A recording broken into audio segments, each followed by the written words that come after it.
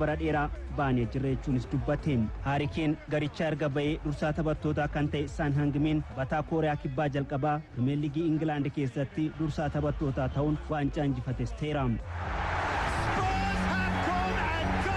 Miira namoota kilabicha keessa jiran hundaayyuu nanuuf waggoota 41 eeguuf dirqaminaan liiga Awurooppaa bara kana irratti xiyyeeffata. Kilabichi waggaa 100 Manchester United injifachuun shaampiyoonii ta'e.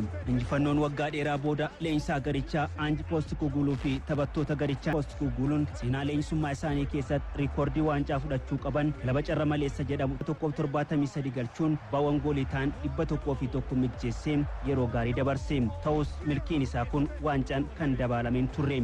Injifannoo Manchester Unitediin booda akkas jechuun dubbate. Amma ani addunyaa irratti nama daran gammadaadha jedhe. Halkan kun Tottenhamiif halkan addaati jechuunis ibse. Eeboo waancaa bara dheeraa baane.